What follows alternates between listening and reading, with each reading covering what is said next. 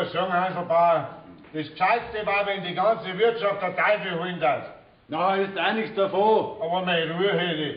Das kannst du billiger auch haben. Ja. Übergib den Hof. Was hab ich noch? Deine Ruhe. Ja, und das Gnadenbrot. Nein, mein Lieber. Bei meiner Tochter hast du kein Gnadenbrot. Da geh ich mal rauf. Du, eine bessere Schwiegertochter kriegst du nimmer. Jung ist sie, sauber ist sie, arbeiten kannst und der Holz hast bei der Hütte. Ja, das ist schon. Na, Lieber, jetzt muss ich mal Zeit, dass sie endlich einmal was rührt. Bei deiner Tochter? Nein, bei dir. Also? Jetzt muss einmal ein Ende hergehen. Ich möchte wissen, wie ich drauf bin. Wenn du sagst ja, dann sagst du wieder nein.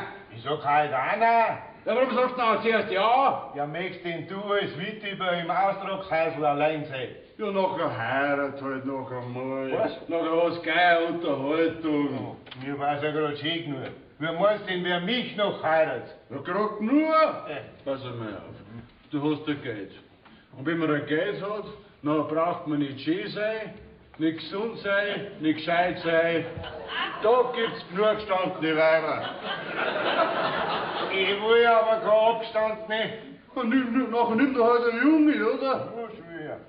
Nachher musst du allerdings Lustbarkeitssteuer zahlen. Aber das spielt ja bei dir keine Rolle. Mein Lieber, du, ich zahl mir an die anderen Steuern genug. Der sagt, Barbara, krieg jetzt Sie mein Bier heute noch.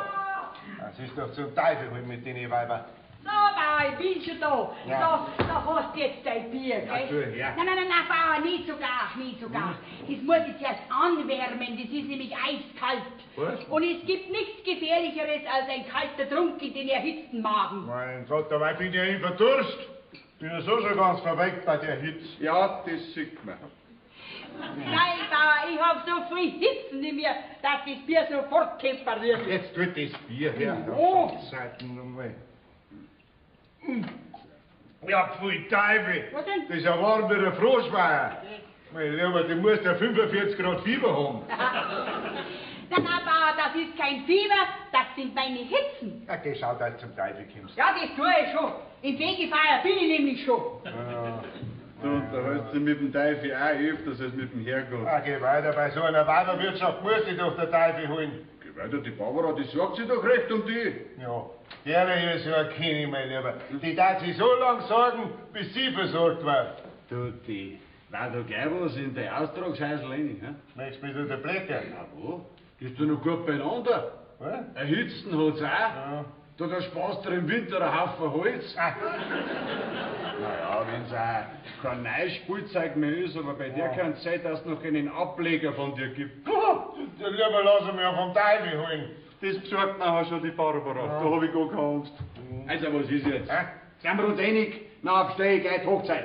Ich sag nicht ja und sag nicht nein. Was sagst du da? Das kann ich dir heute nicht sagen. Du Vater, gib mir mal einen Zündschlüssel vom Traktor. Was möchtest denn du heute noch mit dem Traktor? Oh, das Fassel mit dem Odel fahren nur schnell hinaus. Was? Das kann man doch bei der Hitze nicht stehen lassen. Da wird's gestinkert.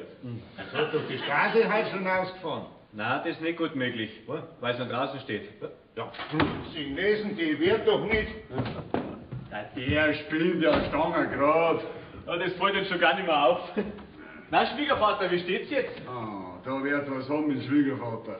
Ja, tut der Vater noch nichts dergleichen zum Übergeben. Mein Lieber, das ist ein ganzer Dickschädler, der allerweil ausziehen und vertrösten. Wenn du meinst, du hast ihn, nachher ist er da schon wieder durch die Finger, wie ein Fisch. Mei, bis der mir übergibt, aber bin ich nicht mehr heiratsfähig. Ja, warte nur, Magnus, den bearbeite ich schon so lang, bis er ans Drum wird. Na, das erlebst du nicht, dass meinem Vater was zu tun wird. Wo ist denn die Straße, dieses Regimentsrindviech? Und ich muss jeden Augenblick mit der letzten vorkommen. Warum? Die fangen von mir eine, dass der Teufel holt. Jetzt hat er endlich wieder einen Grund, seinen Schutzpatron anzurufen. Ja, soll ich bei sowas vielleicht sagen, lieber Gott, ich danke dir. Ja, was hat's denn gegeben, Vater? Ja, was? Fahrt dieses Rindviech nicht mit dem Wasserfassel zum Blumenkirsten auf die Wiesen hinaus. Und das Odelfassel lässt stehen bei der Hitze.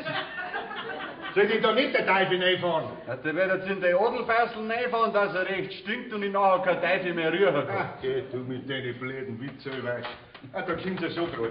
Stasi, geh mal einer da. Mein Lieber. Da geht, da kann doch die Straße nichts dafür. Hättest du dir halt zuerst sagen sollen, was für ein Fassel nehmen soll. Ja, das sag ich auch. Ja, so.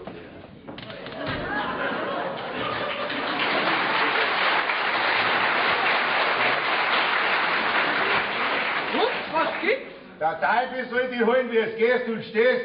Das ist nichts Neues. Ja. Warum?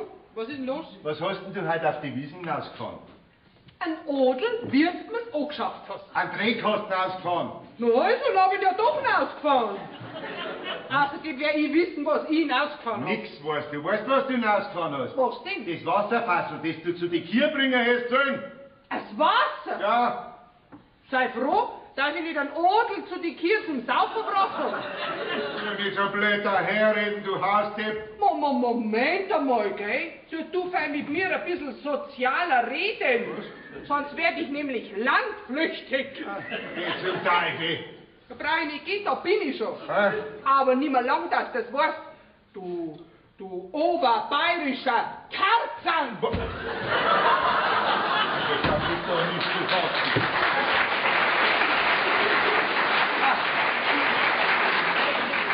So was musst du anhören, hä?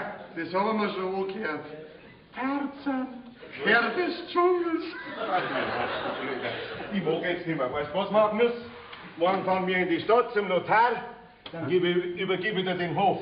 Dann kannst dich du ärgern mit der Bande. Ja, das hast du aber schon oft gesagt. Und mir ist was draus geworden. Aber diesmal ist es mir ernst.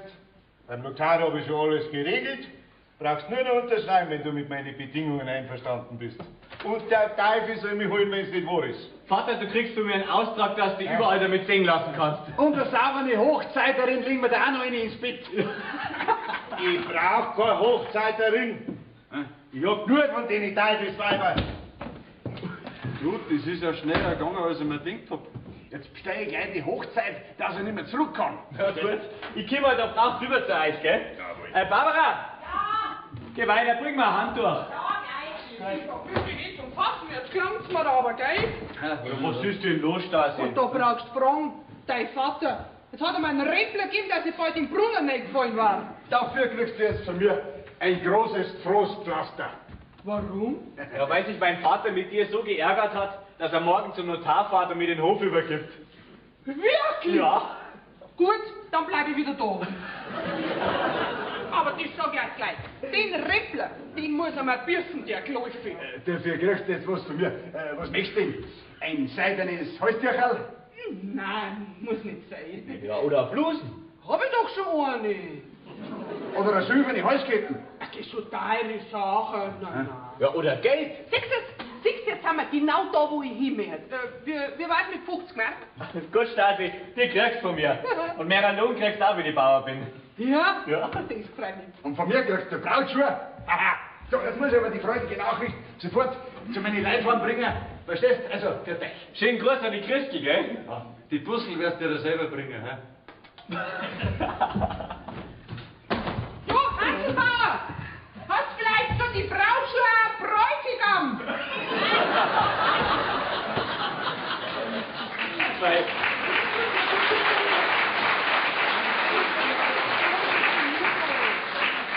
weil das ein Glückstag heißt. Ja. Also wenn du nicht gewesen warst, dann schau es nicht so freundlich her. Mein Stasi, ich kann nicht anders. Ich muss dir jetzt ein Puzzle geben. So. Was hast du denn? Ach, so schmeckt es. Ja, so schmeckt es. Hast dir gefallen? Ja. Du, das hat mir so gut gefallen, dass ich gleich nicht mehr aufhören möchte. Musst dir auch mal einen Schatz umschauen. Dann hast du es alle Tag. Okay. Wer mag denn mich mit meinem Bläden ausschauen? Okay, Stasi, musst du halt ein bisschen herrichten. Für mich war es gescheiter, wenn ich mich hinrichten darf. Nein. Jetzt Spaß beiseite. Weißt du, Magnus, das ist ja so ein Kreuz bei mir. Ich muss einen falschen Vater gehabt haben. Deswegen bist du doch ein lieber Kerl. Das sagst du jetzt nur, weil da nichts anderes einfällt. So, Magnus, Was? der Herr da ist jetzt Handtuch. Dankeschön. Was ist? Soll ich das Wasser auch gleich herrichten? Na, ich geh zum Bach runter zum Baden. Grüß euch dabei. Ja, also dann 40. Also das sag ich dir. Der Magnus, der gerade auch seiner Mutter noch, weil vom Vater hat der gar nichts. Du hast da wieder einen sauberen Verdruss eingehandelt bei unseren Bauern. Ich? Ja. Geh, wieso denn ich? Wann schimpft und krankelt denn der nicht, das frage ich dich. Ich hab ihn so dick. Weißt du, was der ich sag? Was denn? Der, den mich mindert, den da der aus lauter Gemeinheit heiraten. So, wenn der Mannsbild 20 Jahre lang ohne Frau ist, dann werden die bösartig wie die Affen. Er braucht unbedingt eine Frau. Da darf er seine Hitzen schon vergehen und er darf gleich immer so gottlos daherren. Ich sag dir was, Stasi, mir läuft da jedes Mal ein kalter Schauer den Rücken hinunter, wenn ich bloß das Wort Teufel her. Herein! Aber was redet denn der für der Teufel? Bei uns brauchst du um gar nichts wundern. Schau ich so greislich aus? Nein, natürlich nicht. Na also. Ich mein, so wie halt der Kaminkehrer ausschaut, Das gell? meine ich auch. Willst du bei uns kehren? Nein, ihr gehört nicht zu meinem Bezirk. Drum kenn ich dich auch gar nicht. Nein, mir ist die Luft ausgegangen, weil ich einen Hufnagel habe in meinen Hintern. Hat der Gaul geschlagen? Lass mich noch gerade ausreden. Also, Die Luft ausgegangen ist mein Hinternradl von meinem Fahrrad. Und jetzt wollte ich fragen, ob ihr vielleicht ein Flugzeug habt oder so. nur Nagel umfahren. Herrschaftszeit, da kann ich den Schinter kaum nur eine Stunde schirmen. Warum? Wo musst du denn hin? Nach Bachhausen. Nach Bachhausen? Ja, dann nimm doch einen Omnibus. Geht da noch einer heute? Freilich. Ja, um 6 geht der letzte. 6? Ja. Dann habe ich ja noch genug Zeit. Ja? Ja. Also ja, dann hättest du eigentlich noch viel Zeit. Ja. So, geh weiter, sitz dir ein bisschen her. Dankeschön. Sitz schon. Ja, halt, nein. Du musst mich ganz rausgebracht. Der Kaminkehrer, der sitzt in mir. Was meinst du, wie da eure Sessel ausschauen dann? Ach so. Ja. Bist du die Tochter da vom Haus? Nein, ich bin leider nur der Hausdepp. So deppert schaust du aber gar nicht aus. Wirklich. Du bist aber ein Kavalier. Die Wahrheit darf man doch sagen. Dankeschön. Ehrlich. Weißt du, was er jetzt sagt? Was sagst du mir denn? Ich lasse mich radeln bei euch da und morgen oder übermorgen, da hol ich es wieder. Ja gut, und ich stehe das dabei in Schupfen, dass wenigstens unterm Dach ist. Das ist nett von dir. Ja. Dafür kriegst du auch was von mir. Ja? Ja. Was denn? Nürnberger Busser. Bist du ein Nürnberger? Ja, das sagt man halt so dazu. Man lernt nie ausgehen. Den nimmst du dann als Betthupferl. Als Beto? Ja. Das ist doch unsittlich. Das ist doch was Süßes. Ja. Also, morgen oder übermorgen hol ich es wieder. Gut, Fertig? dann holst du es wieder dein Radl, gell? Fertig? Ja. Weißt du, was wir tun? Nein? Ich gehe jetzt noch lieber schnell mit dir und sag dir, wo ich das Radl in Schupfen reinstelle, Ja, dass das es ist morgen auch findest, wenn Ja. es kommt, gell? Ja, ich sag das jetzt gleich.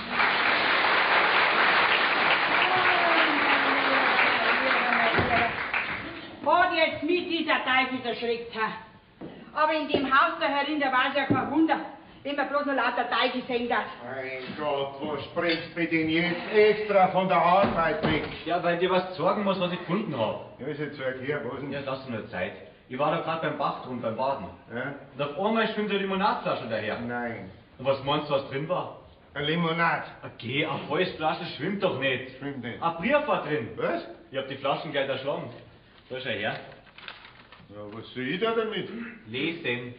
Lesen. Gut, ja, mal lesen. Lieber Finder. Verkehrt nicht mir, ich heiße nicht Finder. Damit ist doch derjenige gemeint, der das Flaschel findet. Also, bin ungefähr einen Kilometer weit auf der rechten Seite des Baches bei dem seidenen Gebüsch. Weidengebüsch. Ein paar Grad Weidengebüsch beim Sonnenbaden. Du, von wem ist denn der Brief? Nur so viel ich weiß von einem Weiberleid. So. Scheinbar war ich eingeschlafen. Jedenfalls war ich beim Erwachen meiner sämtlichen Kleider... Du Kartoffelschein, gell? Kleider, Strümpfe und Schuhe berauscht. Ja, was liest denn da alles zusammen? Das heißt doch gar nicht so. Ja, dann liest selber, wenn du das besser kannst. Also.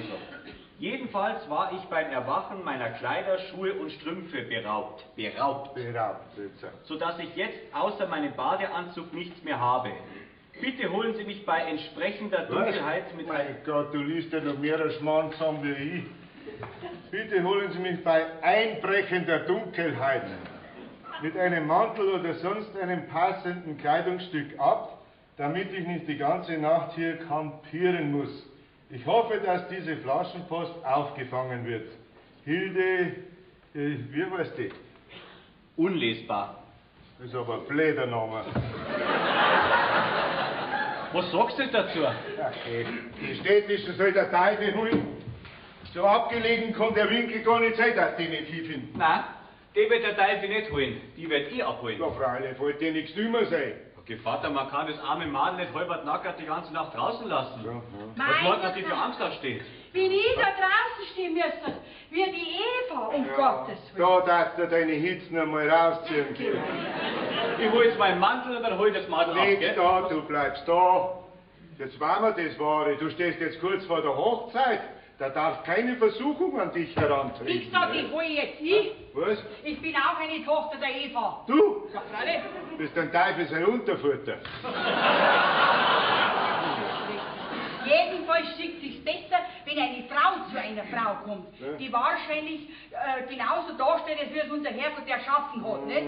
Weil da bringen wir deinen Mantel. Gut. Nix da, nix da. Du gehst in dein Kirch und riechst das Abendessen her. Zu einem Fall, da gehört ein kräftiges Mannsbild her, nicht wahr? Ja, wer weiß, ob das Madel nicht so schwach ist, dass man es tragen muss.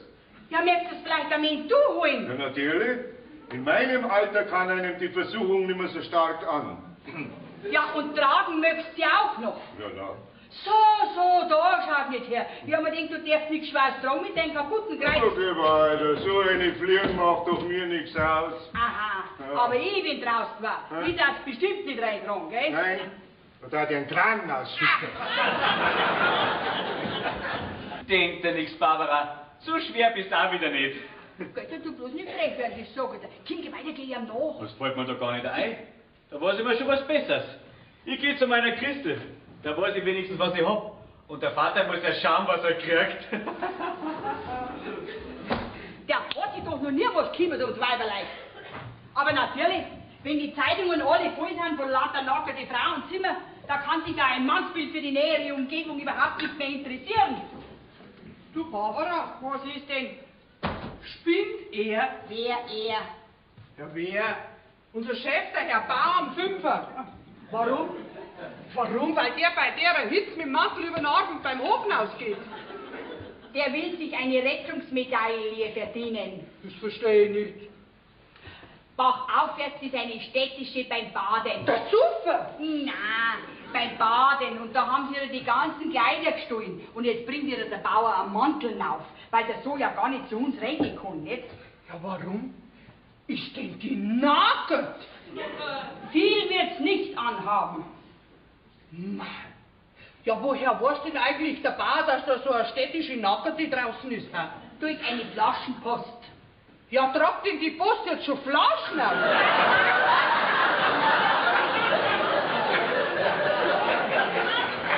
Das ist für mich spinnst du. Ach so, weißt du. Ja, das war ja so. Die hat einen Zettel geschrieben, hat ihn in die Flaschen rein, hat die Flaschen zugemacht und bitt hat es am Boden unterschwimmen lassen. Und unser Magnus, der zufällig beim Baden war, der hat die Flaschen wieder rausgefischt. Verrückt. Ja? Warum bist denn du nicht hinaus und hast das geholt, die städtische Nackerte? Weil er mich nicht lassen hat, der Wüstling. Ach so? Ja, bringt die der vielleicht die doch her? Ja, freilich, wo soll das denn sonst hin tun? Der kann doch das Weib jetzt nicht die ganze Nacht draus stehen lassen, wo es nichts anderes am Leib hat, als wie die Haut. Das ist freilich wenig, aber für unseren Bauern gelangt's. Nein, da wird er seine Bartschlangen wieder auszutreiben. Nein. Allzu viel wird er nicht sehen, weil es schon bald finster wird. Ich sag dir was, bei sowas kriegen die Mannsbilder Augen wie eine Katz. Ach so? Du sag einmal, was holt denn übrigens dieser Kaminkeller da bei uns? Der Kaminkeller? Ja. Ja, was? Das ist ja so. Ja, wie ist denn das? Dem ist von seinem hinteren Radl die Luft ausgegangen. So. Ja, und jetzt hat er es bei uns im Schupfer eingestellt. Ja, und morgen oder übermorgen, da kommt er dann wieder und holt es. So. Ach, ja, hoffentlich kommt er morgen. Was ist? Du Barbara, Ha? Barbara, sag einmal, der Bach, der bei uns da hinten vorbeifließt, Ja. fließt der eigentlich auch in Bachhausen vorbei? Freilich, drum heißt ja Bachhausen, dumme Nuss. Aha. So, und jetzt treibst du zusammen und dann geht's zu mir raus in den Kiff. Du hast mir ein bisschen Arbeit helfen, gell? Ja, ja, ich komm gleich.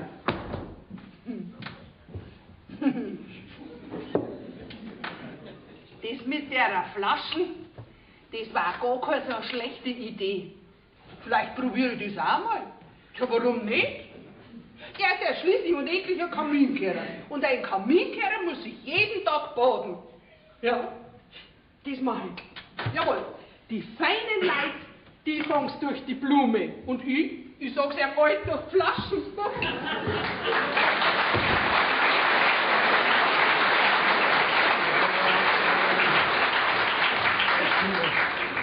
Du musst nur rein. Vielen Dank für Ihre Bemühungen. Ich war schon ganz verzweifelt. Ja, das glaube ich Ihnen. Aber bitte sitzen Sie nicht doch hin. Und der Fuß herausrasten. Der Stadtleut seid das Barfußgehen nicht so gewohnt, gell? Da haben Sie einen Brotbeutel. Dankeschön. Na Gott sei Dank, dass Sie wenigstens meine wichtigsten Kleinigkeiten noch haben. Ja, sagen Sie mal, wie kommen denn Sie ausgerechnet zu uns raus nach Aufhausen? Ja, ich war früher schon einmal da mit meiner Mutti. Ah. Und da habe ich mich an das nette Fleckerl erinnert. Und habe mir gedacht, da müsste es doch schön zum Baden sein. Das ist so ganz weit ab von der Straße. Da hat man kein Autokrach und kein Motorradlärm. Na, wer denkt denn, dass da solche Gauner gibt, die die Leute berauben? Ja. Naja, zum Glück ist wenigstens das Limo-Flaschli in meiner Nähe gelegen. Sonst hätte ich mich ja nicht einmal verständigen können. Ja, freilich, da hätte ich einer keinen Teufel gefunden. Da kommt das ganze Jahr von unserem Dorf niemand raus, gell? Barbara! Ja, was ist denn? Ja, komm rein. Was ist denn los, hä? Ja, was ist denn das für eine Vogelscheibe, hä? Aber das ist das Fräulein, das ich eigenhändig geholt habe. Ach so, die mit den Limonadenflaschen. Ja, da habe ich höchste Zeit gehabt, mein Lieber, Das gell? glaube ich, sonst hättest du bald gar nichts mehr gesehen, gell? Ich habe schon nichts mehr gesehen, weil es schon finster geworden ist. Mein Fräulein, haben ja sie die ganzen Zehen abgestessen, weil sie so blutig sind, hä?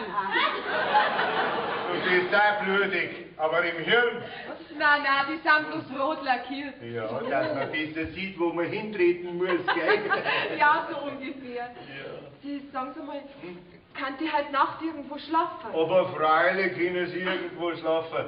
Barbara, ich kann über mir drum in der guten Stunde das Bett her für das Fräulein. Da wir so gerade in der guten Stunde. Er soll vielleicht im Stall schlafen. Die kann doch bei mir auch schlafen. Geh weiter bei dir, du schnarchst ja wieder kreisig. Wissen Sie was, ich mache gleich ein Licht drum und richte das Bett her, gell? Ja. Bin gleich wieder da. Ja. Ah.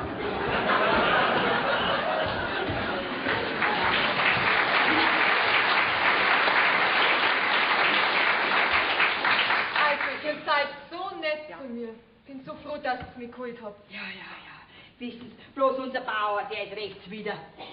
Ja, morgen früh, da ist er noch viel greislicher. Okay. Den Eindruck habe ich aber nicht. Aber wir werden sowieso nicht lang belästigen. Wir werden natürlich versuchen, dass ich so schnell als möglich meine Kleider von zu Hause kriege. Ja, da tun Sie ganz gut daran. Weil unser Bauer, der ist so zwider, also da ist kein Bleiben und kein Auskommen. Schauen Sie bloß so schnell wie möglich, dass Sie rauskommen, sonst holt einer da der Teufel. Der Teufel? Der wird mich morgen auf alle Fälle holen. Geht Fräulein, dann bloß nicht freveln. Warum? Das ist der Einzige, der mir in dieser Lage helfen kann. Was? Der Teufel? Nein, der Herr Teufel. Ja, um Gottes Willen. Sagen Sie mal, haben Sie vielleicht ein Briefpapier und ein Kuvert da, dass ich ihm schreiben kann, wo ich bin und dass er mich holen kommt? Der Teufel? Wir werden natürlich unheimlich. Ne? Das ist ein ganz guter Freund von mir. Sie wissen es, da müssten Sie bei einem Bauern fragen, ob der so ein Briefpapier hat. Ah ja. So, das Bettel ist gemacht. Ach, ja, Dankeschön.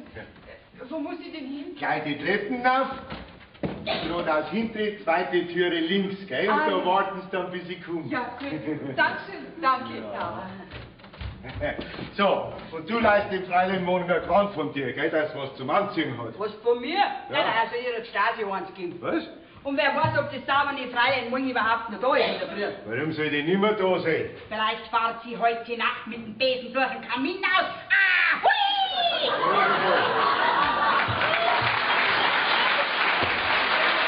Nicht zu fassen. Also sowas Blödes gibt's auch bloß in meinem Haus. Nicht zum Glauben ist es. So.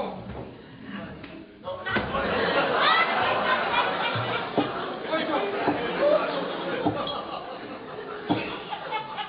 vorsichtshalber habe ich gleich ein paar mehr Flaschen hergekriegt. Weil bei der Post, da weiß man es nie, ob auch eine erwischt. So, habe ich so ein schönes Briefel geschrieben. Ich freue mich schon auf die Nürnberger Bustel. Vielleicht kannst du schon morgen kommen.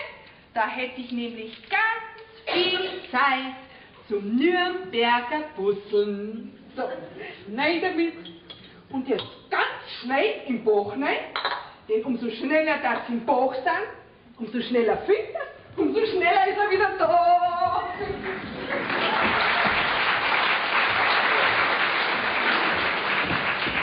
Großzeit, da ist er ja. Die Badetasche hat sich schon gebracht.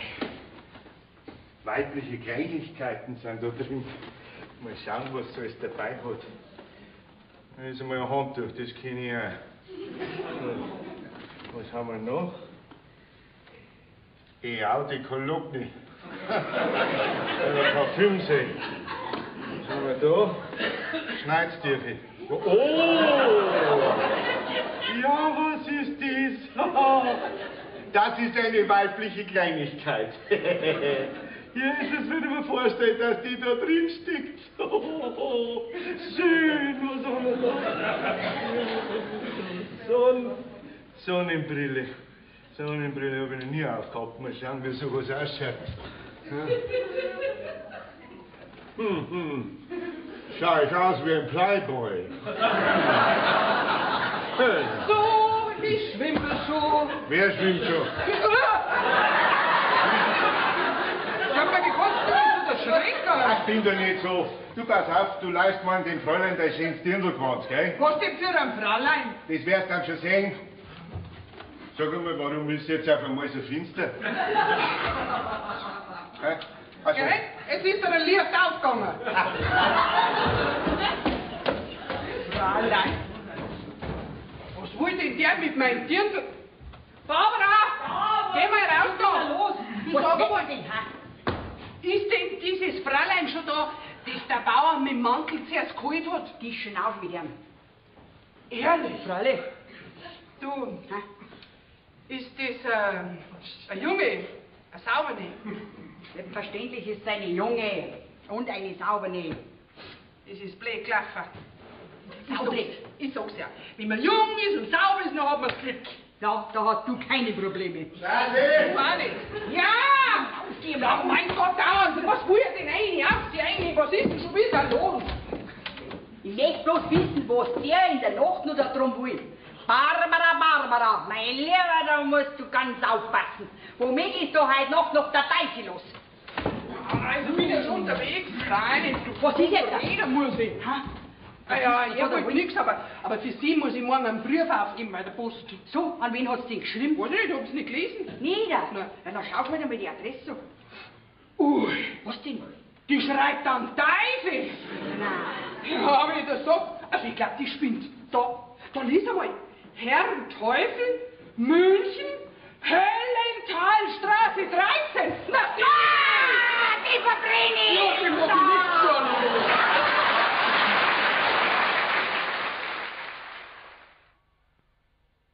und wenn der Teufel auf Stelzen kommt, lass er mich nicht zwingen. Vom Zwinger ist korrekt, aber was man verspricht, soll man halten. Ich hab nichts versprochen. Hast du mir nicht vorgestern versprochen, du fährst zum Notar und übergibst mir den Hof? Aber bis heute hast du nichts dergleichen gemacht. Weil ich mir's wieder anders überlegt hab. Das ganze Dorf weiß doch schon, dass in 6 Wochen Hochzeit ist. Was meinst du, was der Handelbauer dazu sagt? Der hat die Hochzeit doch schon festgelegt. Nein, man darf halt nicht so voreilig sein, nicht?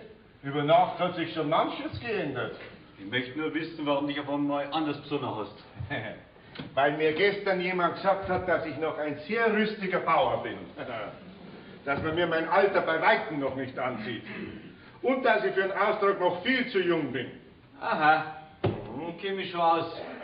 Jetzt musst du bloß noch sagen, dass du das Heiraten im Sinn hast. Das kannst du unter Umständen noch erwarten.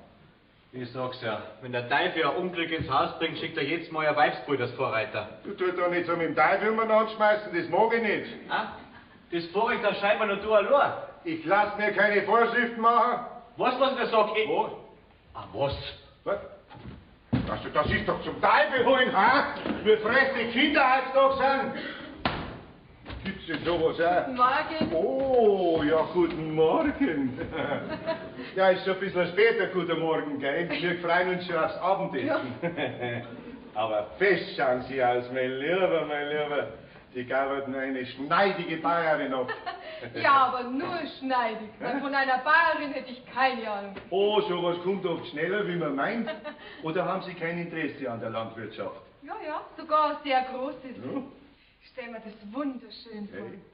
Das Vieh und die gesunde Luft. Oh. Und immer im Freien arbeiten.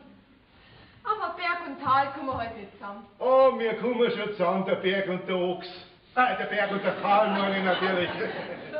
Ja, wir passen ja eigentlich das Gewand von der Stasi. Ach, ziemlich gut. Ja. Bloß die Schuhe passen mir nicht. Oh, das macht nichts. Sie gefallen mir in die Pantoffeln auch ganz gut. Dass auf meinen Brief noch keine Antwort gekommen ist. Das pressiert überhaupt nicht. Von mir aus können Sie den ganzen Sommer da bleiben. Ohne Kleider. Natürlich. Ihr müsst nicht unbedingt telefonieren. Hä? Kann man da überhaupt telefonieren? Freilich, am Postamt unten. Ah ja. Wissen Sie was, ich gehe gleich mit. Dann gehen wir ein bisschen hinten rum, wo uns niemand sieht. Wir könnten aber auch warten, bis Nacht wird. Immer lieber gleich. He? Immer lieber gleich, ja, mir ist gleich. So ein Spaziergang macht Appetit auf eine Bäuerin, gell? Da bleibt aber der Schnobbi sauer. Ja, was?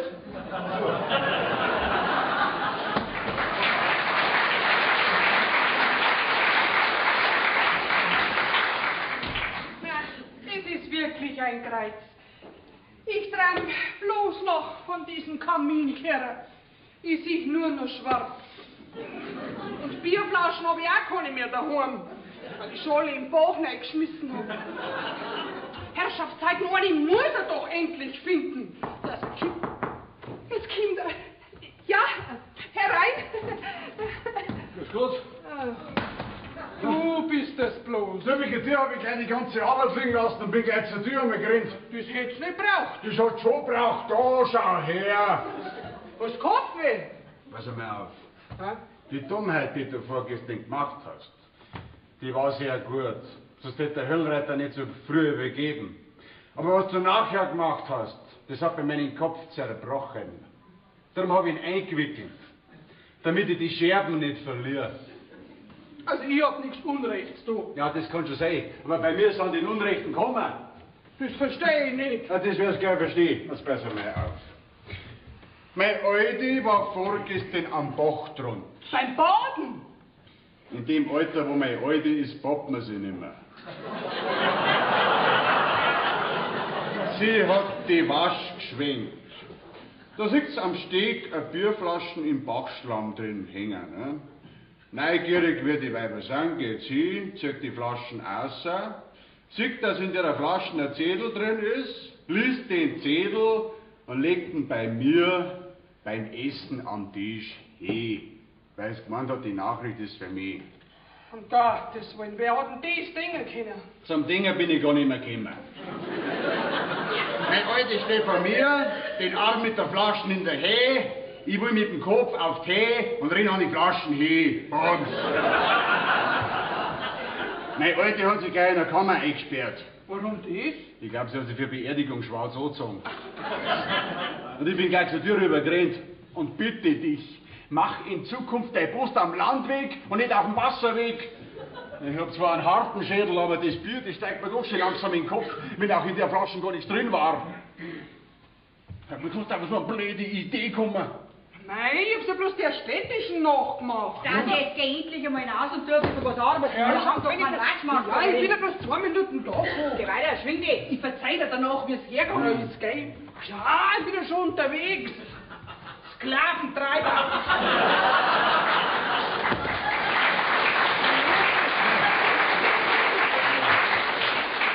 Grüß dich, Handelbauer. Sag mal, hast du einen Unfall gehabt, was du den Kopf verbunden hast? Mein Alti Ja? hat einen Rechen so blöd hingestellt, dass ich drauftreten bin. Oh, ich danke dir schön. Mein Lieber, da Mann, ich werd's dir einen Krach gemacht haben, hä? Mein Alti hat einen Rechenfehler gemacht. Aber das kommt in der besten Familie vor. Ja, ja. Du sag mal, was willst du denn jetzt bei uns da? Ja, wegen der Hochzeit bin ich da, nicht? Das schaut schlecht aus. Wieso, du warst gut. Hanselbauer, du darfst mich nicht verraten, gell? Ja? Unser Bauer will nicht übergeben. Der hat sich das anders überlegt, seitdem wir die städtische Hex im Haus haben, die mit dem Teufel in schriftlicher Verbindung ist. Okay, stimme nicht an. Wie sind Sie der gekommen? Vorgestern war unser Magnus beim Baden und da hat er die Flaschen aus dem Bach rausgefischt und da war ein Zettel drin von der städtischen. Und da hat sie geschrieben, dass die Bach aufwärts beim Baden ist und eingeschlafen hat und dabei haben sie ihr die ganzen Kleider gestohlen. Und jetzt möchte sie doch bittchen jemand abholen. Da ist ja weiter nichts dabei. Da war freilich nichts dabei, aber die hat ja unseren Bauern total bleng gemacht. Der will dieses Frauenzimmer heiraten. Und darum will er auch nicht übergeben. Ist so junge? Ja, mei, ein paar Jahre ist jünger wie ich. Wer hat denn die Welt schon sowas gesehen? Der Hellretter, der kommt von seinem Wort nicht mehr zurück. Der war ja lustig. Aha. Ja, sowas. Ich hab die Hochzeit schon laden lassen. Das werde ich ihm schon klar machen. Und auch dem sauberen Stadtfräulein. Hanselbauer, jetzt darfst nicht mehr auslassen. Unser Bauer ist nämlich jetzt zu allem fähig. Du, jetzt kümmert schon die Tour, gell? Hanselbauer, ja nicht auslassen. Ja. Ich habe in meinem Leben noch keine Fliege was getan, aber das mit Backis, die Kreuzspinner. Grüß Gott. Ja, müssen Sie mir einmal genauer anschauen. Sie, Fräulein, Sie. Ja, Hanselbauer. Ist das eine Überraschung? Wieso denn? Okay, sag bloß, du kennst mich nicht mehr. Ich bin doch die Hilde. Ja, die kleine Hilde von der Frau Studienrat. Wir haben doch bei dir mal die Äpfel geholt. Ja, Rick. Du bist nicht Hilde. Herrgott, bist du gewachsen. Da kann ich den Hellreiter schon verstehen, dass er gleich Liebesstörungen kriegt. Und ich wollte gerade abschimpfen. Okay, das bringt doch der Hanselbauer gar nicht fertig. Ah, du da darfst dich täuschen. Ja? Ich kann fürchterlich werden, wenn meine Alte nicht da ist. Du, wie geht's denn der Hanselbauerin? Sehr gut. Die ist doch bei vollen Kräften. Hast du Kopfweh? Nur vorübergehen. Oh, das tut mir aber leid. Du, aber, jetzt sag einmal, wieso wolltest denn du mich ausschimpfen? Hä? Ja, weil du an allem schuld bist und mir meine Plan durchkreuzt hast, nicht? Ich? Pass auf. Wie du zum Höllreiter gekommen bist, das habe ich schon erfahren. Ja? Und ich habe ja erfahren, dass du einen Bauern einen Kopf so vertraut hast, dass er dich heiraten möchte. Deswegen will er nicht übergeben und mein Dirndl und sein Bub, die können nicht heiraten. Okay, das stimmt doch alles gar nicht. Oh mein, wenn der Absichten auf mich hat, dann bin ich eine ganz große Enttäuschung für ihn. Und zu deiner Beruhigung kann ich dir sagen, dass ich bereits verheiratet bin. Ja? Ich habe gerade vorher mit meinem Mann telefoniert. Ja, und vorgestern habe ich ihm geschrieben, dass er mich holen soll, sobald er Zeit hat. Hast du ihm geschrieben? Ja. Sag mal, wie heißt denn du? Du wirst lachen, aber ich habe jetzt einen höllischen Namen. Ich heiße Teufel.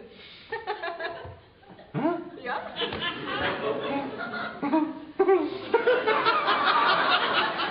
Ich verreck!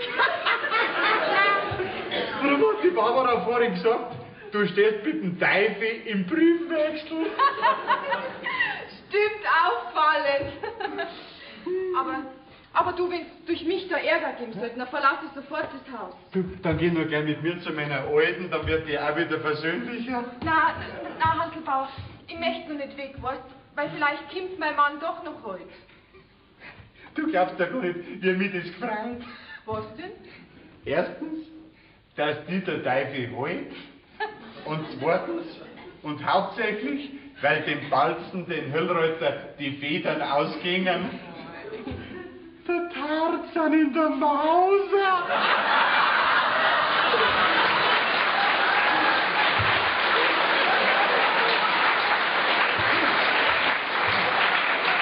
Lass noch ein bisschen an der Angel zappeln. Du machst zwei Menschen glücklich. Aber auf einen Sprung kommst du noch bei mir vorbei. Ne? Herrgott, sag's und ich, bist du eine fesche Teufeline. Hey. Du dich halt nur erinnern, dass dass du verheiratet bist, gell? Du dich an was ganz anderes erinnern, ist voll gescheiter. Also, auf Wiedersehen, Hansl Bauer. Was? Woher kennt ihr den ihr? Die hab ich schon kennt, da war's noch gar nicht auf der Welt. Hä? Ja. Ja, und was willst du bei mir? Ja, wegen der Hochzeit wollte ich schauen. Wie viele Gäste soll man laden? Was hast du denn da am Hirn? Ein Bini hat mich bissen.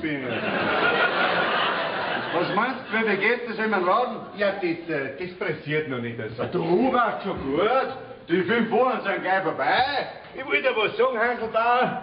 Ich hab mir's wieder anders überlegt. Ach, du warst recht. Ich spiel doch dir keinen auf. Ja, mein, ich bin mir einfach noch zu jung für einen Ausdruck. Wenn ich die richtige Bauerin hab, mach ich's leicht noch 10 Jahre. Die wirst aber du nicht so schnell finden. Die ist ja auf dem Weg, keine Angst. Vielleicht die Hilde. Kannst schon sein. Geh weiter. Was willst denn du mit so einem jungen Mädel? Ja. Du bist doch schon in dem Alter, wo man Weichspeisen essen muss.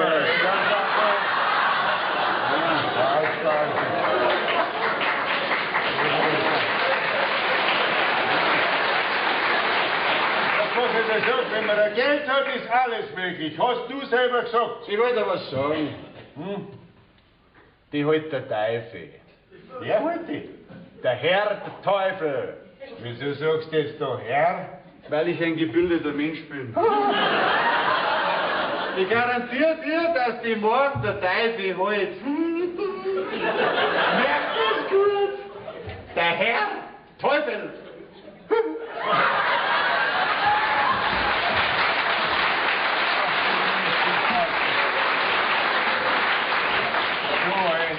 Ein blöder Hostkirch. Wo ist denn das Fräulein Stasi? Ich weiß nicht, warte. Stasi? Ja, Eine Küche. was ist das? Stasi, Sie bekommen von mir noch eine Leihgebühr für Ihre Garderobe. Ja, die hab ich ja eh schon gegeben. Red ja nicht rein. Na, Fräulein Hilde, Ja? möchten Sie nicht meinen Hof anschauen, hä? Und die Stallungen, die frische Luft hat ja noch gut, hä? Ja, Bauer, die frische Luft im Stall, die auch ganz gut. Da kannst tief durchatmen und an deine lieben Eltern denken. Halt dein freie Groschen! Du, ach was, gehen wir, Fräulein Hilde, gehen wir. Dass die andere Gesichter sehen. Ja, Schako, jetzt waren ja plötzlich unsere Gesichter nicht mehr reden. Es ist ja nicht zu fassen. Also, das kannst du ja wirklich nicht anschauen. Barbara! Geh mal raus da! Geh mal raus da! Da, schau mal hin, das musst du doch anschauen. Also es ist nicht zu glauben. Ja. Seitdem das Frauenzimmer bei uns im Haus ist unser Bauer ganz blem. Ja, da hast Mein Gott, na schau mir gerade mal aus, wie um sie rumscharwenzeln. Einmal hinum und einmal herum. Das sind die sogenannten Kreislaufstörungen. Für mich ist der geisteskrank. Das kannst du ja wirklich nicht anschauen. Ja, herein, das merkst du nicht. Ja, Grüß dich, Stasi. ja, Herr Kamin, Stefan. Ja, ist das endlich. Schau her, da haben wir dir die versprochenen Busserl mitgebracht. Sind die da drin? Ja, schau mal rein.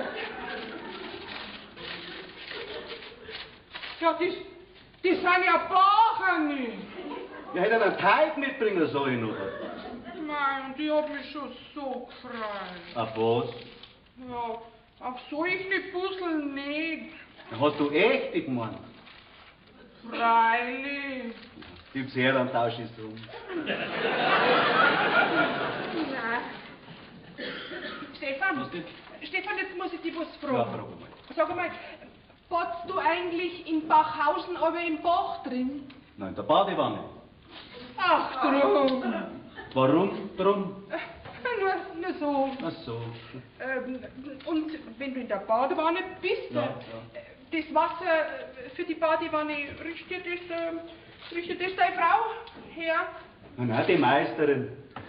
Was zur Frau habe ich so nicht gebracht. So ein Rußkäfer wie mich heiratet nicht gerne eine. Stefan, Was denn?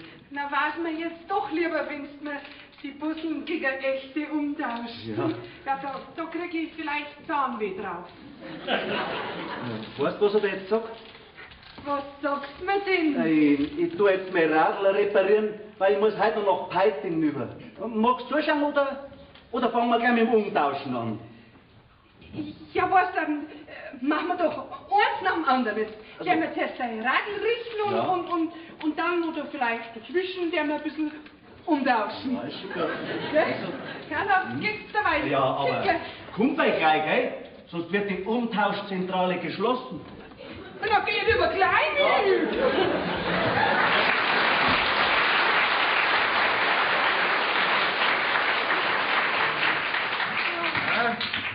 Ein wunderschönes Vieh haben Sie, Hölle. Ja, das Ja. glaubst. Ein solches Rindviech wie auf meinem Hof, es gibt's in der ganzen Gegend nicht. Ja, das glaube ich. Ja, weil, aber schade ist ja, dass wir keine Schuhe haben, gell? Sonst wären wir heute noch ein bisschen nach Bachhausen gefahren. Hätten wir eine Flasche Wein getrunken auf die wunderbare Rettung, gell?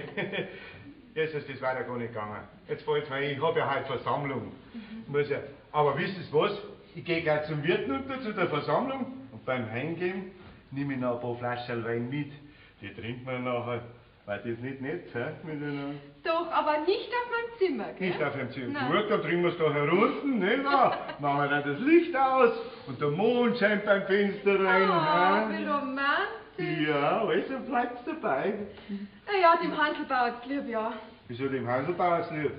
Ich wollte sagen, dem Hanselbauer lieb hätte ich heute eigentlich zu einem rüber sollen. Nein, da protestiere ich. Wir bleiben schon unter sich, ja, wir zwei. Also gut, dann bis nachher, gell? Bis nachher, Ja. Bis nachher. Ja, was ist das? Herrschaftszeiten. Ja, bei sowas muss man Geduld haben, gell? Heute Nacht oder nie.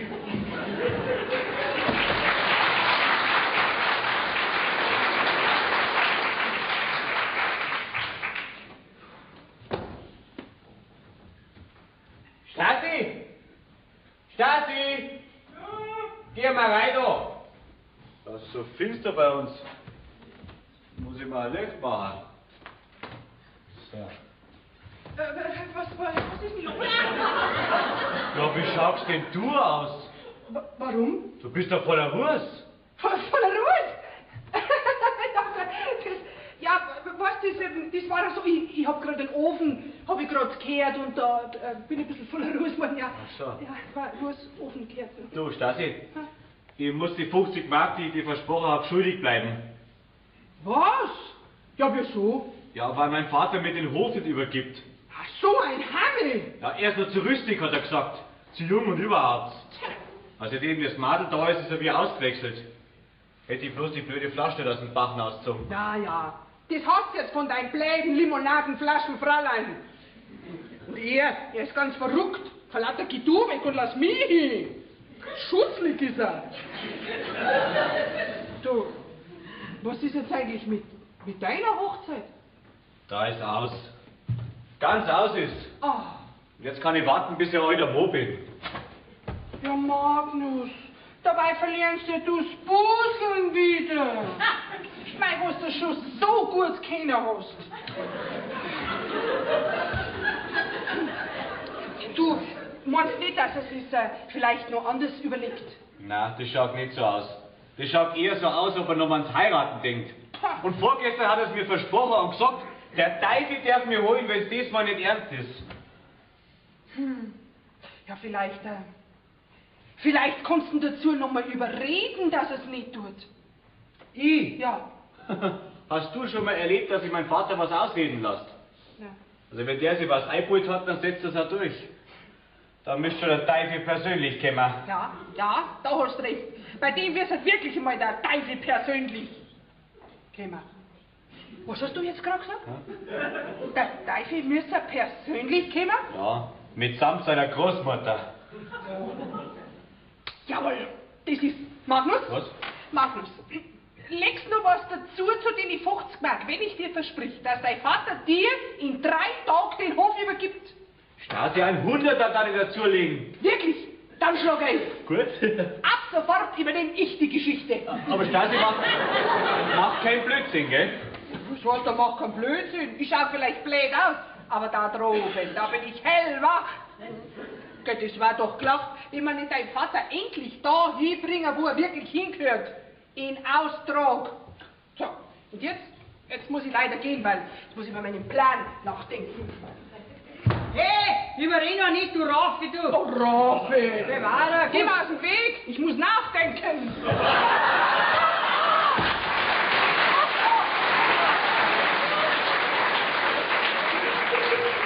Seit wann denkst du denn die, ha? Ah, das kann ich auch. Da schaut's her. Du, Magnus, wenn du was zum Essen willst, dann musst du in die Küche ausgehen, da steht's draußen, gell? Ja, warum wird nicht da gegessen? Weil dein Vater nicht da ist. Du weißt doch ganz genau, dass der halt bei seiner Versammlung ist. Ach so, ja. Und vielleicht brauchst du auch noch einen Alkohol für die Liebe. Ach so? Sind wir schon soweit? Gut, dann geh ich nach Bachhausen und sauf mal Rausch hoch. Also, geh. Und heim gehen wir durch von morgen nicht. Nein, gut, das kannst du nicht machen. Nix. Wie der Herr so's geschehen. Ah, jetzt, ja. Von mir geht doch alles zum Teufel. Mei, ich kann's ihm eigentlich gar nicht verdienen, den Burm. Wenn ich nur ein bisschen mehr weibliche Reize hätte.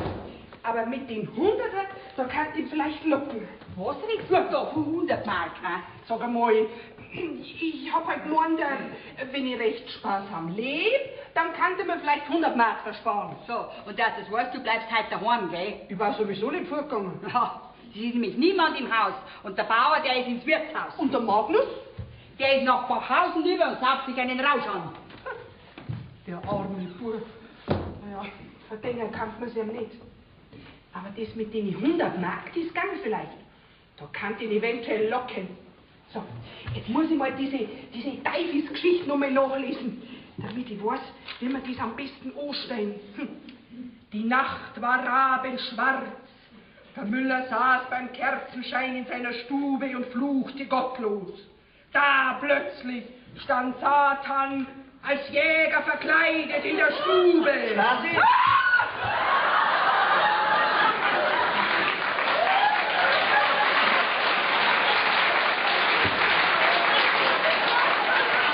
Sag mal! Wer ist denn das so? Ja, wie kannst du mir den so erschrecken?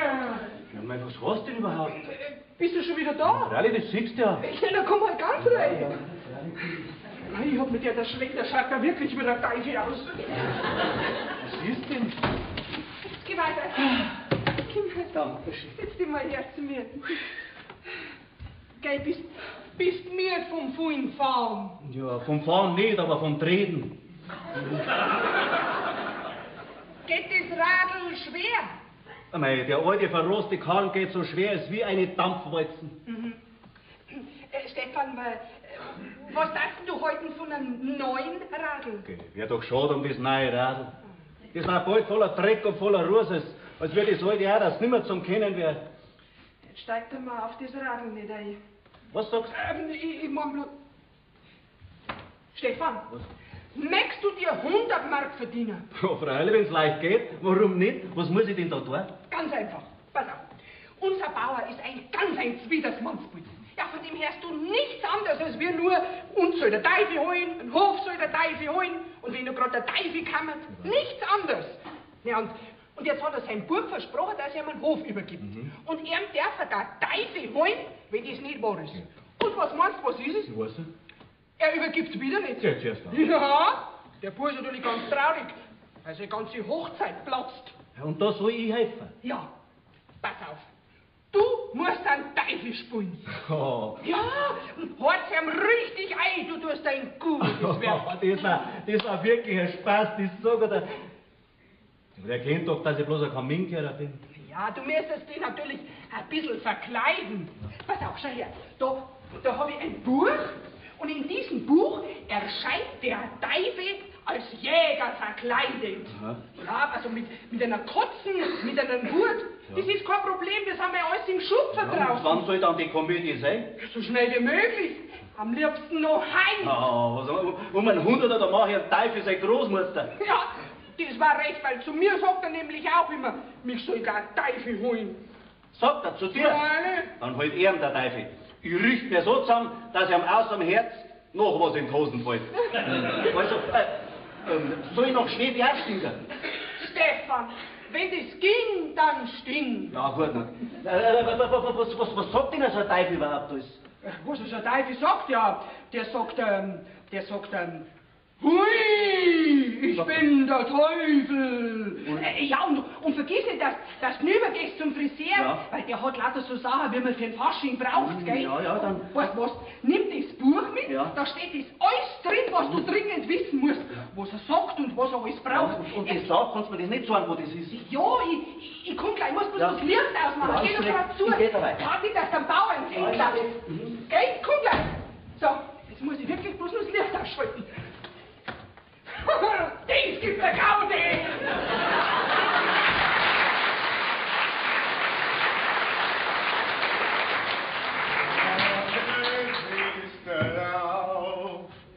Ich war schon so lang drauf. Ja, du einziges Busse möchte ihn nur, jetzt über die Hilfe, mein Lieber. Vielleicht, mein Lieber, ihr werdet schauen. Ihr werdet so hauen, alle miteinander. Ihr macht ein finster Lauf. Ich war schon so lang drauf. Ein super Glasel brauchen wir noch. 91 Busse. Möchte ich nur, vielleicht. Es wird eine Sonne, das ist immer sehr schön. Also zusperren muss ich noch. Mein Lieber, nicht, dass der Teufel am Ende noch jemand daherführt. Das muss ich nämlich... Ah! Um Gottes Willen! Wer bist denn du? Ich bin der Teufel. Was? Du hast mich geriefen. Nein, kein Wort habe ich gesagt. Schrei nicht so. Wenn du noch einen einzigen lauten Ton von dir gibst, dann zerreiß ich dich in der Luft. Hast du verstanden? Ja. Knie nieder, Verruchter. Was soll ich tun? Hingehen, so ist es. Ja. Und jetzt mach Reu und Leid. Hä? Reu und Leid sollst machen, hörst du schlecht. Dominus vobiscum in et cum spiritu tuo. Was redst denn da so lateinisch? Ja, ich war einmal Ministrant. Das sind natürlich mildernde Umstände. Jetzt sitzt du da nüber. Jawohl, Herr Teufel. Jawohl, was ist in Gottes Willen? Herr Teufel, was wollen Sie Das eigentlich? wirst du jetzt gleich hören. Du hast 3417 Mal gesagt, dein Hof soll der Teufel holen. Ich? Na, da haben Sie einen verzeiht. Du hast 4836 Mal gesagt, die Barbara soll der Teufel holen. Die schlaft da drum, die können das gleich schnarchen her. Und du hast 5937 Mal gesagt, die Stasi soll der Teufel holen. Die schlaft auch da drum. Ich führe ja nach Himmels wollen. Ich hol nicht die Stasi, sondern ich bin der Teufel, der die Güter holt. Ja, okay, das tut mir aber leid. Wo wirst du es denn heute noch überall hin? Du bist der Letzte. An Riedhofbauern von Peiting habe ich sein Radio geholt. Geh weiter, habt ihr Trupps gehabt? Und dann Wirt von Bachhausen habe ich seine Messer und seine Fleischmaschine geholt. Gottes Willen. Und der Hebamm von Zeidelfing habe ich ein Fahrrad geholt. Jesus Maria, das ist alles in der Nachbarschaft. Das ist mein Bezirk als Kaminkehr. Ja, was? Wieso Kaminkehrer? Weil ich als höllischer Kaminkehrer leichter durch den Kamin durchkomme. Hast du verstanden?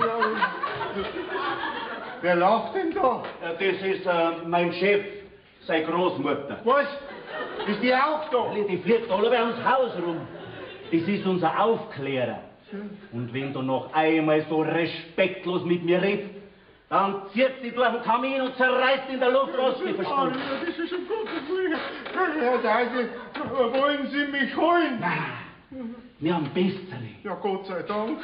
Heute um Mitternacht hol ich deinen Hof. Jesus, da bin ich ja ruiniert. Du hast das 1000-mal verlangt und jetzt hast du es. Ja, aber man wird doch einmal einen Spaß machen dürfen. Aber nicht mit uns. Herr Teufel, kann man da keinen Tausch machen? Ich gebe Ihnen meine 2 Weiber, die Barbara und die Stasi, gell? Nix vertauscht, geholt wird. Und morgen um Mitternacht, beim letzten Glockenschlag, da kracht. Und übermorgen ist auf dem Platz nur noch ein ganzer freier Fleck und lauter Trümmer.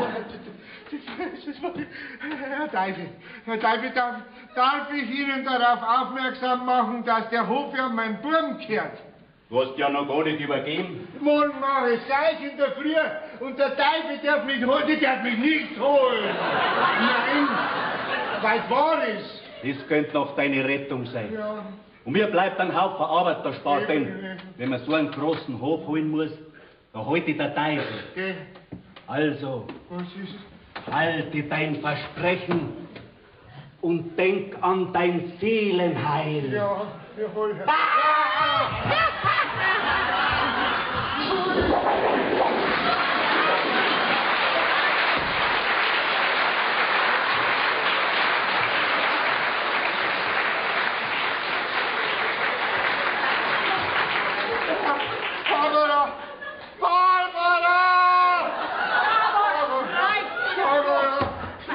Jetzt steh doch mit jetzt auf mit dem Zahnarzt. Ich hab keine Rausch, Barbara. Ich hab keine Rausch. Barbara, setz dich auf meinen Schoß. Ja, Mama. Ja. Ja, was ist denn alles gewesen? Oh nein, steh wieder rauf, du bist mir schwer. Barbara, weißt du, wer gerade da war? Nein. Der leibhaftige Sperrifankel war Um da. Gottes Willen. Ich meine, wer macht denn kalt nur im Schlaf? Nein, Barbara, ich trau mich heute nicht mehr allein schlafen. Ich schlaf heute bei dir. Damals, das geht doch nicht. Warum? In meiner Kammer ist doch nur ein Bett. Das macht ja nichts, da leg mich ich rein. Was? Ja, und du setzt dich neben mich und bettst einen Rosenkranz oder davor. Ja, wie es meinst, damals. Ja, aber- Jetzt geht doch gleich weiter, gell? Gib Ja. mal, du siehst das ja so. Ja, freilich, da darfst du auch zittern, wenn du eine solche Nacht vor dir hättest, gell? Ja.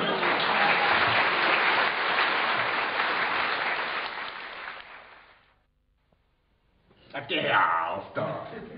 Das sind doch Märchen, wa? Das friss ich nicht, was du mir da erzählst. Dann frisst es halt nicht. Aber ich glaub's, weil ich selber gesehen und erlebt hab. Nix hast gesehen, einen Rausch hast gehabt. Ding, ja. Da war ja auch kein Wunder, wenn dir der Teufel mal erscheinen tat, wenn du nicht mehr im Maul hast. Du, ich werde was sagen, ich habe ihm schon oft gesagt, mal ja, ein Teufel nicht an die Wand, sonst kommt er mal persönlich. Und schon war er da. Nix war da. Freilich war er da. Eingeschlafen ist er in seinem Rausch. Und nachher hat er vom Teufel geträumt. Brand, von wegen. Und der andere sitzt da vor mir, leibhaftig. Da siehst du heute nur die höllischen Spuren. Ja, hör auf. Ja, Ich bin so. nicht da. Du bist auch eine höllische Spur. Das ist ein Ruß. Ja, eben. Hast du schon mal einen Teufel gesehen, der voll Mehl war? Ich schon. Unser Bäcker. Und das ist ein saudummer Teufel. Ja, spott du nur zu. Aber ich weiß, was ich weiß, mein Lieber. Ich hab's erlebt. Mein Lieber, wenn ein Laus ist, das heißt der Lebensinn, da hast Kraft und gestunken hat's und alles gleich. Das kann ich beschwören. Ja. Weil wie ich dann gleich ins Stumm reingekommen bin, da hat er so nach Schwede gestungen, dass ich bald keine Luft mehr gekriegt hätte. Das müsst ihr weiter erzählen. Sagen wir schon. Du wirst zum Gespött von allen Leuten. Ja, aber da muss doch was geschehen. Heute um Mitternacht hat er gesagt, kommt er wieder. Und so eine Nacht mache ich nicht mehr mit. Da muss nichts geschehen. Du dich daran erinnern, gell? Was ich da gesagt hab. Ja. Pass auf, mach dir einen Vorschlag. Ja. Morgen machst du eine Wallfahrt nach Zell zu den 14 Nothelfer, kaufst dir eine 20 Pfund schwere Kerzen und tragst das mit einer Hand wieder heim. Was? Da bin ja ich hin. Das macht gar nichts. Ja. Das ist immer noch besser, als wenn dich der Teufel holt. Ja. Ja, das sag ich auch. Und ich gehe auch mit Damian, gell? Und ich stifte auch eine Kerze, damit wir eine recht glückliche Ehe haben werden. Was? Ivarica! Was wäre denn du? Ja, Hanselbauer. Wir zwei sind uns schon einig, gell, Damian? Nix an mir. Einig sind wir uns seit heute Nacht. Und wenn du nichts dagegen hast, dann machen wir eine Doppelhochzeit. Das ist ja- Aber was soll ich denn da dagegen haben? Im Gegenteil, das freut mich. Gell? Das vergönne ich ihm. Gratuliere. Ach, ewig. Da kriegst du ein braves und Gottes fürchterliches Weib. Die Barbara treibt den Teufel besser aus als der Pfarrer. Oh, ich sieh schon, ich bin am Teufel so und so verfallen. Aber die schmiere ich aus, mein Lieber. Wen schmierst du aus?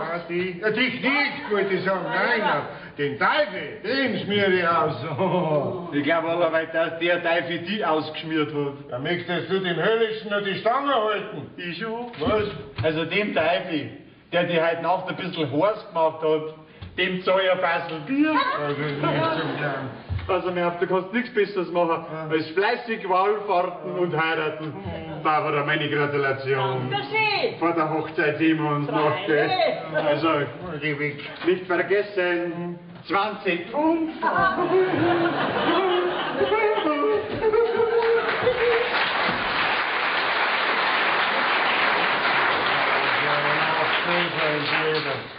Sag einmal, wie kommst denn du eigentlich dazu, dass du mit dem Handelbauer eine Doppelhochzeit ausmachst? Sag einmal, warum bist du denn jetzt mit mir auf einmal so grob? Ja, was war das? Heute Nacht warst du viel liebenswürdiger. Hast du immer vom Heiraten geredet. Ja, du? Und wie schön, dass wir es uns machen in unserem neuen Auftragsstübel. Da muss mir der Teufel beim Knack gehabt haben. Na, mich hast du im Arm gehabt. Das ist das Gleiche. Und wenn ein Mann eine Frau im Arm hat, dann hat er sie entehrt. Und folgedessen wird in 6 Wochen geheiratet. Hast du mich verstanden? So, das So, Säckele, Was? du liebes kleines Nein, Säckele, nein, nein, jetzt darf ich in der nein, Küche nein, gerade einen nein. Kaffee trinken, gell? Du musst dich nämlich schön langsam an mich gewöhnen. Ja. Ich komm gleich, gell? Ich muss noch mein Gewissen erforschen. Das du aber ja nicht so ausbleibst, gell? Ja. Es wäre nämlich schade um jede Minute. Ja. Geh du mein Schnurzelpurzel. Um Gottes Willen. Ja, was? Nein. Was so ein Teufel für ein Unheil anrichten kann. Morgen, Hellreiter. Ja. Was haben Sie denn? Ja. Warum denn so finster? Oh, ich wundere mich, dass ich überhaupt noch lebe auf so eine Nacht. Wieso, was ist denn gewesen? Oh, allerhand, mein Lieber. Na, und der versprochene Wein ist auch ausgeblieben. Ja, den hat der Teufel mitgenommen. Oh, Entschuldigung, der Herrteufel. Oh. Ja, war denn der da? Ja, heute Nacht. Ja, wieso ist er dann nicht zu mir gekommen? Seid froh, das sag ich nicht. Hat denn der gar keine Nachricht hinterlassen, dass er wiederkommt? Oh, heute um Mitternacht hat er gesagt, kommt er wieder. Ja, da werde ich ihm aber meine Meinung sagen. Ja, das nützt jetzt nichts mehr. Heute Nacht hätten sie da sein sollen. Jetzt ist es zu spät. Okay, für nichts ist zu spät. Ja. Man muss nur einen festen Willen haben, dann setzt man alles durch. Ja, den Willen hätte ich schon. Aber trauen tue ich mich nicht mehr. Okay, so ein kräftiger Mann und ohne Schneid. Schade, dass heute mein letzter Tag ist. Ja, sehr schade, gell. Ui, Fräulein Hilde, Sie müssen unbedingt wiederkommen. Ich brauche ihn ganz dringend. So, ich muss wiederkommen. Ja. Ja, wann muss ich denn da wiederkommen? Passen Sie auf, morgen gehe ich zum Wallfahrten, da bin ich übermorgen wieder daheim. In 3 Tagen. In 3 Tagen müssen Sie da sein, weil sonst kehre ich der Katz. Okay, Sie kennen bestimmt nicht der Katz. Bei Ihrem Aussehen Ja, kehren Sie doch zu ganz jemand anderen. wirklich? Fräulein Hilde, Nadel, du hast mir wieder eine Seele eingehaucht. Ja, jetzt fühle ich mich wieder Adam nach seiner Erschaffung. Dann wäre ich die Eva. Genau, ja, jetzt haben Sie mich. Sie sind die Eva. Ja, Sie werden meine Eva, die Eva werden Sie. Ja, mein Lieber, und jetzt gehe ich zur Schlange und trinke einen Kaffee mit Ihnen.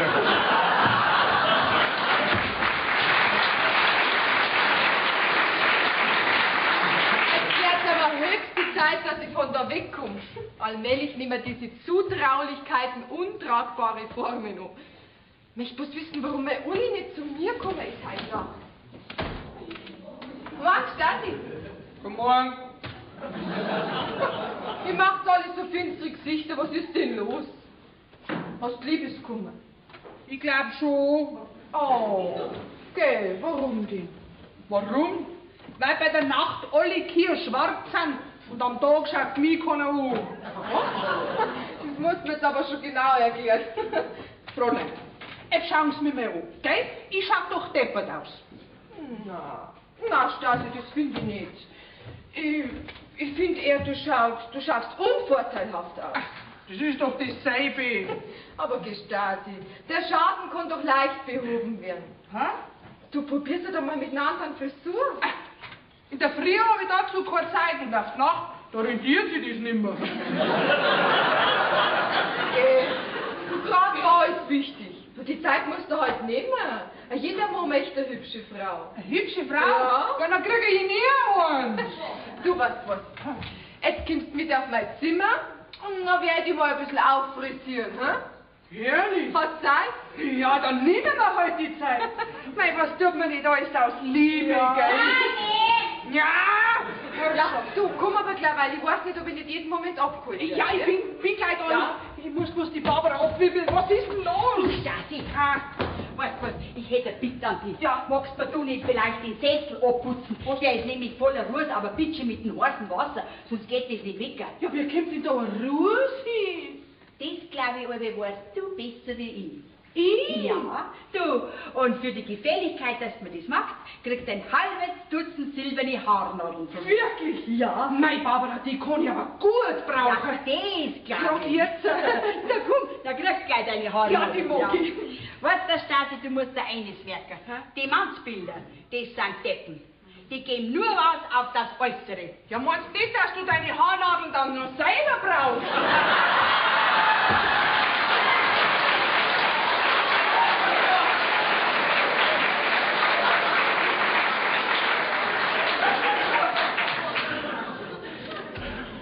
Was schlaft denn heute noch das ganze Haus?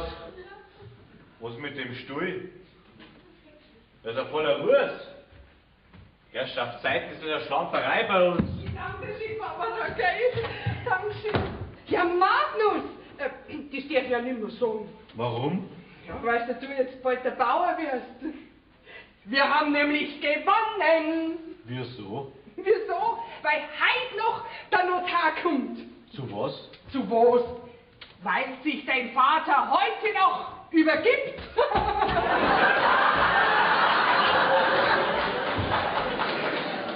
Also da kennt sich der Teufel aus. Ah, du schau her. Bist du schon oder noch auf? Ich hab heute schon die untere Leitung gemacht. So, du hast den Omnibus schon gesehen? Ja, was kümmert mich der Omnibus? Ah, jetzt brauchst du nicht mehr ärgern, Bub. Heute kommt der Notar und dann übergebe ich dir den Hof. Ah, schon wieder mal. Ja, ich muss ja, weil mich sonst der Teufel holt. Ich meine, mit der Weiberwirtschaft da. Ich mein, der hat ja aber schon aufgeholt, hä? Aber noch nie so wie heute Nacht. Wieso heute Nacht? Hä? Ich wollte sagen, noch nie ist mir so zu Bewusstsein gekommen, wie heute Nacht, dass es gescheiter ist, wenn ich übergib. Ja. Ja, aber da hängt noch eine kleine Bedingung dran. Aha. Ich meine, eigentlich bin ich ja noch viel zu jung zum Übergeben, nicht? Aber ich hab mir gedacht, man kann sich ja auch im Austrag das Leben noch schön machen, gell? Und? Hä? Ich werde wahrscheinlich noch einmal heiraten. Geh, Vater, in deinem Alter. Was denn, sagt das nicht? Du, auch der Herbst hat noch seine schönen Tage.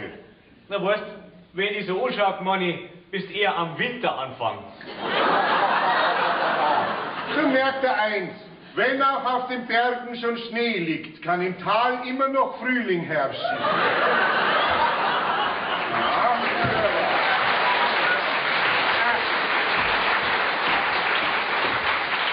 Bleib in der Nähe, Magnus. Der Notar kann alle im Moment kommen, gell? So, mein Lieber, jetzt seid's ausgeschmiert. Du da drin und dein Bruder, der andere Teufel. Jesus Maria, ich hab doch bloß einen Spaß gemacht. Na Gott sei Dank. Grüß Gott. Grüß Gott.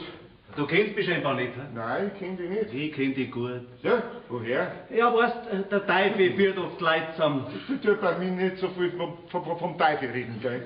Das ist in meinem Haus sehr gefährlich. Ja, das kann ich mir denken, ja. Ja. Wo bist denn du eigentlich her? Von Backhausen? Von Bachhausen? Jesus Maria, du hast doch heute Nacht nicht irgendwo was gestohlen? Ja, doch, beim Wirt. Die sämtlichen Messer und die Fleischmaschine hat der Teufel geholt. Um Gottes Willen, Jesus Maria. Dann ist also doch wohl. Was ist wohl? Nichts, was mir die Leute erzählt haben, so, ja. Was willst denn du Ja, eigentlich? mit der Stasi möchte ich gern reden. So, was denn? Ja, das geht die nix so. Das geht mir nicht so. Aha. Ah, das heißt, das WG. Ja, wenn's so nicht weißt. Vierte Gott. Ja. Du weißt von mir, Lieber. Du gefällst mir schon lang. So?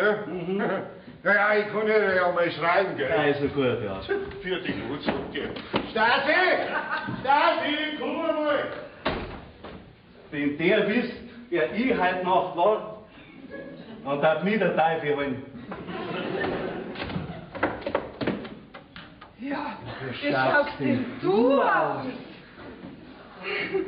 Ja, ich mein, gefällt dir nicht? Doch, doch. Direkt zum Fressen gefällst mir. Wirklich? Ja. Stefan, Was denn? dann fries mich!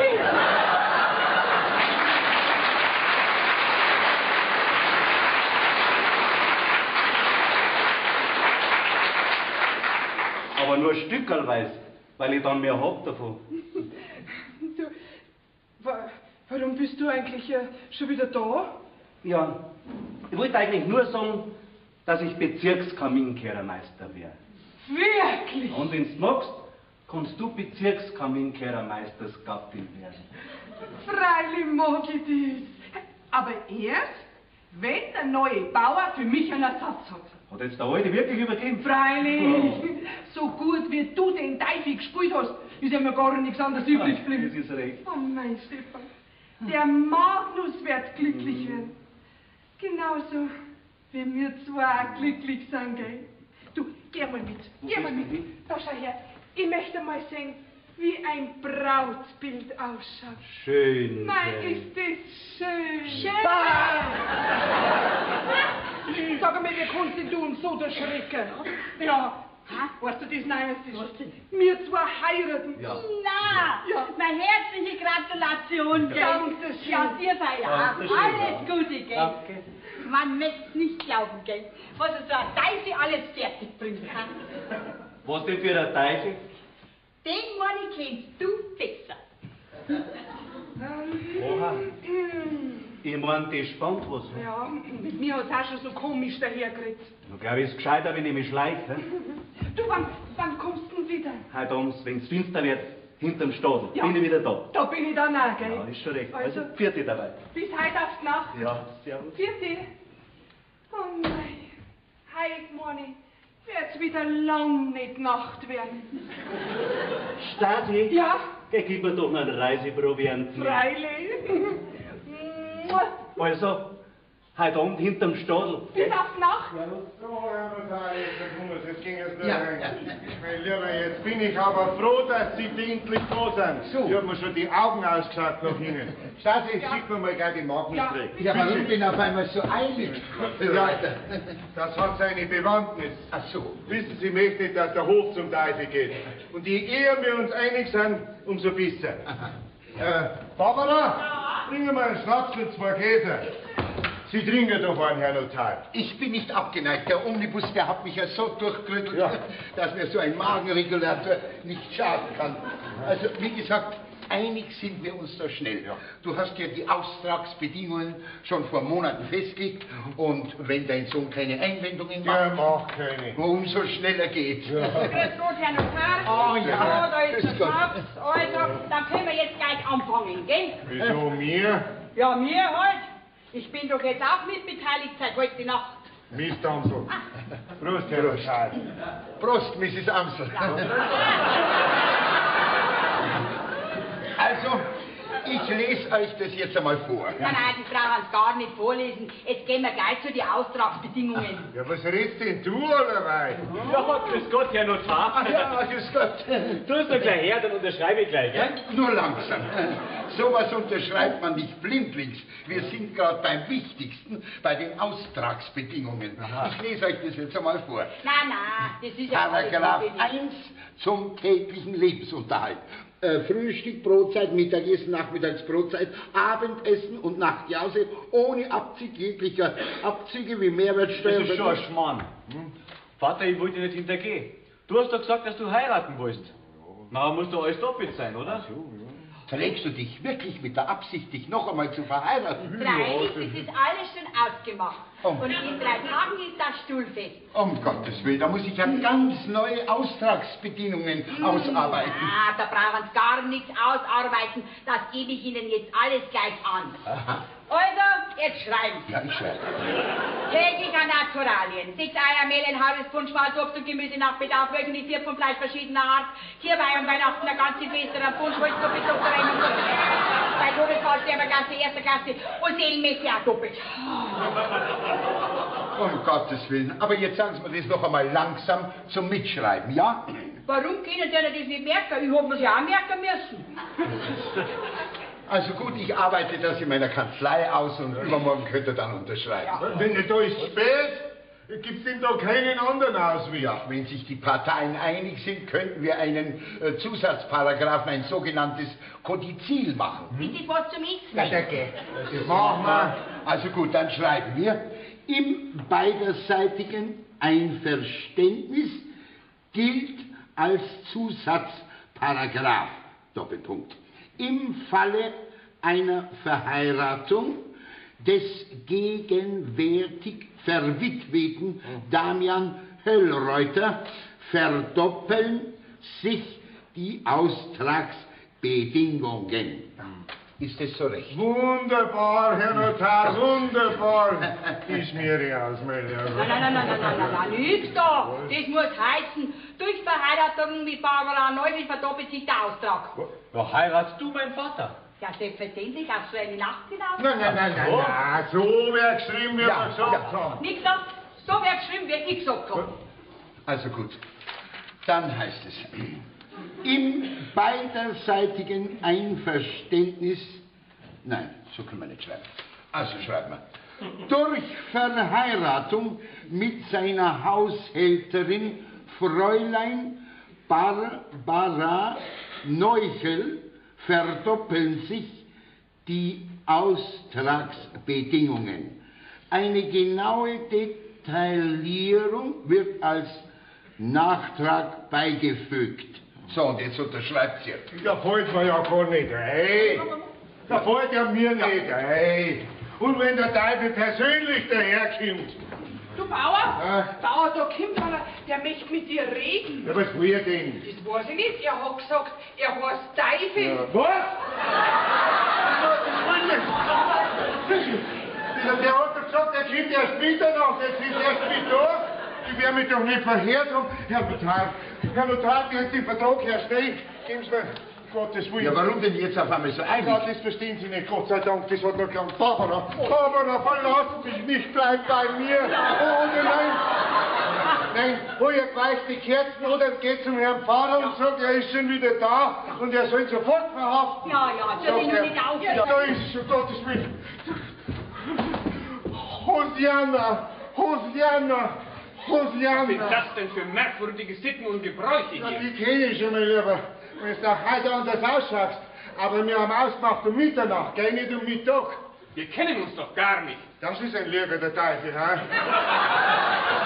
Aber der Vertrag ist schon unterschrieben, gell? Das ist mir aus dem Kopf, wo man sonst hergeschleppt. Sag ich. Was wollen Sie denn eigentlich von mir? Ich will gar nichts von dir. Aber du willst was von mir, weil du geschwitzt hast, gell? Ich will die junge Dame abholen, die bei Ihnen wohnen soll. Ja, da Fenster gleich auf den ersten Stock, da drum ist sie. Ja, ich nehme dabei den Koffer und bringe der Dame, gell? Mei, sind Sie ein schöner Teufel. Was? Sag einmal, spinnst denn ihr alle miteinander? Jesus, wenn nur der Herr Pfarrer da war. Das ist... Geh mal, geht zu mir her, der tut er doch nicht.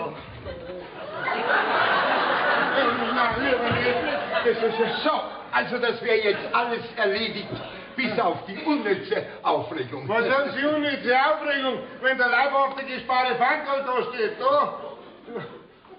Oh, grüß Gott, Herr Doktor, was machen denn Sie hier? Grüß Gott, Herr Notar. Ich bin scheinbar in eine verzwickte Lage geraten hier. Ja, wieso, Doktor, kennt euch hier? Ja, wir sind gewissermaßen Kollegen. So, kommen Sie auch vom Grund. Jetzt kämen wir ja gar nicht mehr raus. Sind Sie nicht der Teufel? Doch, aber der Rechtsanwalt Dr. Teufel. Hä?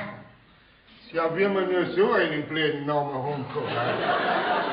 Ich hoffe, Sie haben mich nicht mit meinem teuflischen Namensvetter verwechselt, oder? Ja, na. Na, Sie sind mir schon sympathischer wie der andere Teufel. Warum sind Sie eigentlich da dann? Weil ich der jungen Dame, die für 3 Tage bei Ihnen wohnte, die Kleider gebracht habe und sie wieder mitnehmen werde. Ja, Sie sind aber ein netter Teufel.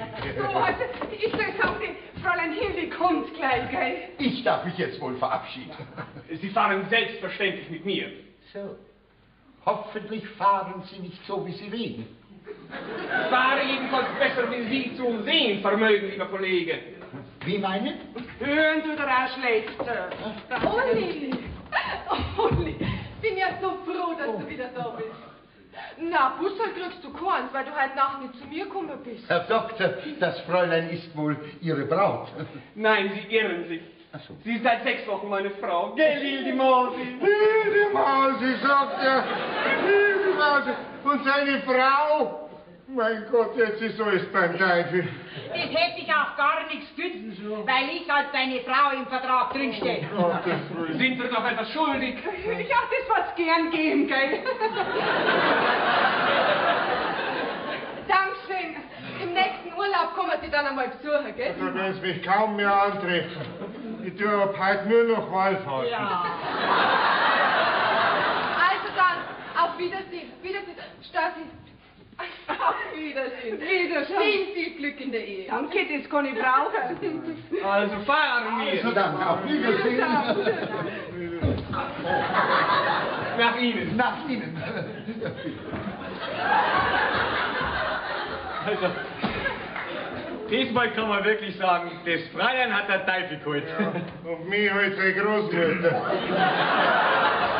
Bauer, da brauchst du gar nichts denken. Schau, es gibt arme Teufel, das bin ich. Es gibt verliebte Teufel, das bin ich. Und es gibt dadische Teufel. Und das bin ich.